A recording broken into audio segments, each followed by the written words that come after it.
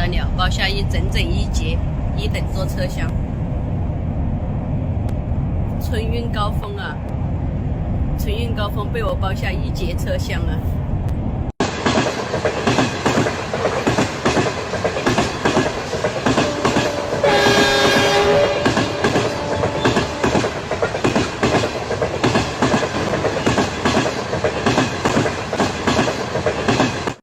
近几年来，中共当局对房地产、互联网、教培等行业进行打压，导致中国百业萧条，裁员失业成为潮流。如今年关将至，挣不到钱又看不到希望的中国百姓哀叹过年如过关。今天我们就来聊一聊相关的话题。每到年关，春运列车就会特别的忙碌，客流量几乎是平时的几10倍，车厢内呢更是座无虚席。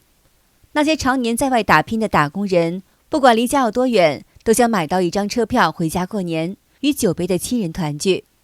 然而呢，由于高铁票价实在是太贵了，打工人挣的是辛苦钱，因此多数人会选择坐绿皮火车回家。虽然路上会辛苦一些，但是票价便宜，大家都能够承受得起。网传视频显示，一列绿皮火车内人挨人，人挤人，不仅是座位上坐满了人，就连过道上、厕所里也都是人，所有的人几乎是寸步难行，更别说是上厕所了。一名男子叫苦不迭，说我都3个小时没上厕所了。不过高铁车厢内呢，却是另一番景象，整节车厢里只有寥寥数人，放眼望去全是空座。一男子表示，整个车厢内只有几个人，感觉自己像是坐包车回家。高铁包车，珠海回河南高铁票啊，抢票抢了好几天才抢到，在携程上花了50块钱，多花50块钱抢的。因为票很紧张，车全满了，谁知道坐上来包车，高铁包车，不知道它是一个什么售票的原理，你们看一下。咖啡、炒点饮料、烧点水，有箱子里看吗？都是空的。这样还有色吗？大家有知道的评论区评论一下，急切等待知晓原因。同样是铁路运输，为什么情况有着天壤之别呢？大家为啥一窝蜂的坐绿皮火车而不坐高铁呢？因为是票价悬殊，高铁票比普通的车票贵了3-4倍。但是呢，中共当局为了逼老百姓坐高铁，减少绿皮火车开通的班次，所以绿皮火车上人满为患。这位双腿残疾的博主抢不到高铁票，只好买了一张商务票。不知道中国铁路是咋想的，1230路上全部买不到票，从南阳到郑州，所有车次都是售罄，显示没票，让我一个残疾人在寒风中抢了2个小时的票抢不到，最后迫不得已买了一张商务票，然后上车一看全是空的。中国铁路，你是不是应该出来说句话？看，这是高铁上的座位空余情况啊，全部都是空的，但是1230路上根本买不到票。我抢了，拐着个腿，拄着双拐，在寒风中抢了2个小时的票，全部是显示没有票，售罄。但是后来不得已买了商务座，结果上车一看，看看这1等座、2等座啊，全部是空的，全部是空的。针对高铁购票平台买不了票，但车上没人的现象，分析人士表示，这是因为往年过年前高铁都需要抢票，所以不少代购和旅行社都会先把车票扣起来，想赚代购费。但今年经济不好，坐高铁的人少了，让这些代购也失算了。在过去，春运回家过年是一个喜庆的话题，如今呢，越来越多的人谈论的却是失业挣不到钱，没有年味儿，没有希望。37岁失业，年关变难关，眼瞅着就要过年了，到处张灯结彩的。可我却在这个时候失业了，心里真的是不是滋味。我今年37岁，像这个年纪想找工作简直难如登天。因为你打开招聘软件，上面写的35岁以下这几个字，就已经过不去这个坎儿。像咱们这个岁数，经验有了，心态更稳，可是市场好像根本不给机会，真的感觉太不公平了。过年回家，我都不知道怎么面对爸妈，他们一直觉得我在北京混得挺好的，这要是知道我失业了，得多担心呢。亲戚朋友肯定也会问东问西的，可我又不知道应该怎么回答。唉，往后的日子到底应该怎么办呢？北京生活开销也不少，可是工作却没着落。我现在一想到这些，晚上都睡不好觉，心里堵得厉害。真希望能有个人拉我一把，给我指一条明路。有一组数据统计，年轻人每次回家过年的花销都是5000块到1万块钱左右，基本上要花掉1个月的工资。所以有的年轻人干脆就不想回家过年了。我最近身边很多朋友都跟我说，他今年不打算回家过年了。一来是为了省钱，二来的话也是为了让自己好好休息一下。我们以为春节回家之后我们可以好好休息几天，其实春节除了花钱之外，另外你也得不到好的休息。从初2开始你又开始走亲戚，一直走到初5、6，等你亲戚走完了，你也要回来上班了。其实一点休息也休息不了，而且还得应付那些无用的社交。每年回家过节的。过春节的时候总是开开心心的，但是回来的时候一身的疲惫，钱也花了，人也没有休息好，所以很多朋友都在现在联合我说，今年要不要就不回家过年了，咱们直接在上海这边躺平，然后春节的时候大家一起吃个饭得了。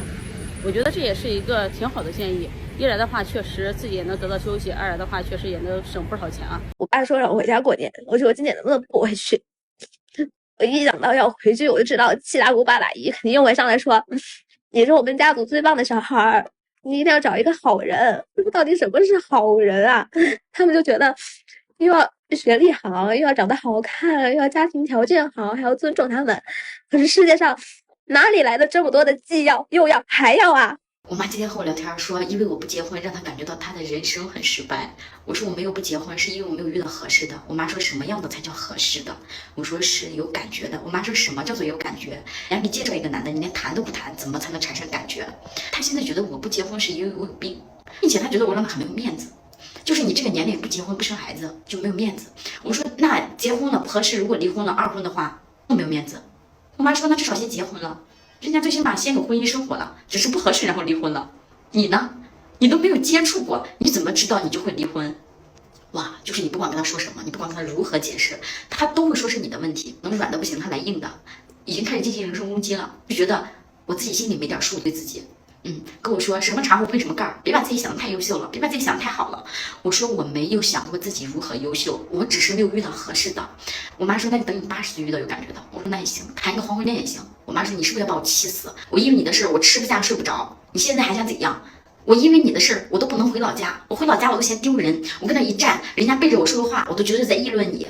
今年的春节，我决定不回家了。35岁本应是人生的黄金时期，然而失业的阴霾已经笼罩了我半年之久。过去的半年里，投递出去的简历大都石沉大海，面试也仅有1次。经济压力如影随形，孩子及家庭的日常开销都像一座沉甸甸的大山。春节这个承载着无数家庭温暖与团聚的节日，却是我心里一道难以跨越的坎。以往春节我都是和队友各回各家，各找各妈，可如今我却满心恐惧，害怕面对父母。他们的每一句问候都像是在提醒我当下的落魄，害怕亲戚们没坐在一起时，那些看似关心实则扎心的询问，工作怎么样？工资多少啊？每个问题都像一把利刃，刺痛我脆弱的自尊心。在传统家庭观念里，35岁的中年人应该事业有成，衣锦还乡，而我却成了那个失败者。这种落差让我在春节回家这件事情上充满了抗拒。我发现现在有个特别奇怪的现象，就是我有好几个朋友，他们公司都已经几个月没发工资了，1分钱没发那种，但他们依然不选择离职。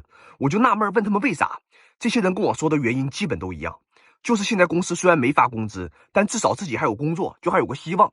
但如果现在辞职不干了，大家都担心短时间内根本找不到工作。其实听完他们说的原因，我还是很能理解他们的，因为我这几个朋友年纪都不小了，都是上有老下有小的那种，自己就是家里唯一的收入来源，是完全接受不了失业这个事儿的。而且现在外面想找个合适的工作的难度真的是非常大的，你出去面试几次就知道了。因为我天天招人，就看那些找工作的人为了竞争一个3、4千块钱的岗位，真的太卷了。有些人恨不得不要工资，给他交个社保就行啊，就到这种程度。而且每年还有1000多万的大学生出来，这些人都是又能吃苦又便宜的，咱工作根本抢不过他们。所以咱们现在要是能有个正常发工资的工作，一定要好好珍惜，别浪。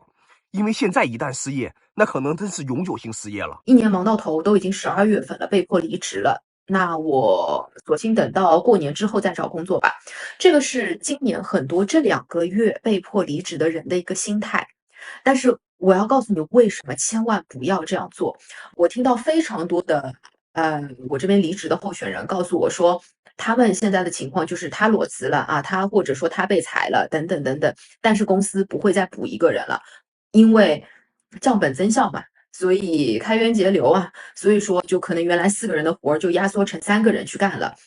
那如果说你等到年后再去找工作，跟你竞争的人就会更多，但是岗位它不会变多。所以今年如果说你是在这2个月已经被迫离职了，那一定要趁着12月份，其实大家都比较懒散，都不太想找工作，都想休息休息的时候啊，趁着这个月赶紧再找工作，机会会比明年好，明年年后要好。还有13天过年，我被裁员了。唉，这种时候裁员，你说没法找工作了呀？有和我一样的吗？你们咋整的？公司1年里最忙的时候过去了，我工作没了。唉，你说我这业绩也不是最差的呀，都达标了呀。我工作了8个月呀，一点错没出过，而且都交接完工作了，然后离职前2个小时还得写脚本。不过公司也还行，也没恶心我，开我也不找理由啊，就给赔偿，然后你走人。但是你说还剩这些天，我干点啥呀？大伙给我出点主意吧。在外打工失业人员其实今年是有点不敢回家过年的。自从裸辞后，本是为了休息一段时间调养身体，可是运气挺背的，刚裸辞没几个月，大部分公司就开始降薪裁员了。37岁这个年龄出来找工作基本没机会了，别人失业还有赔偿金能领失业金，我是啥都没有。眼看卡里的余额越来越少，老婆也不得不重新去找工作。今年本来是不想回去的，在老婆的再三坚持下，还是决定带小孩回去，他得在这边继续工作。其实心里挺不是滋味的，不过生活还是得继续，人这一生嘛，各有各难，也各有各好，向前走吧，勇敢一点，天总会亮。好的，今天就和大家聊到这儿了，请您记得点赞、订阅、留言，并且分享给您的朋友们，感谢您的支持，我们下期节目再见。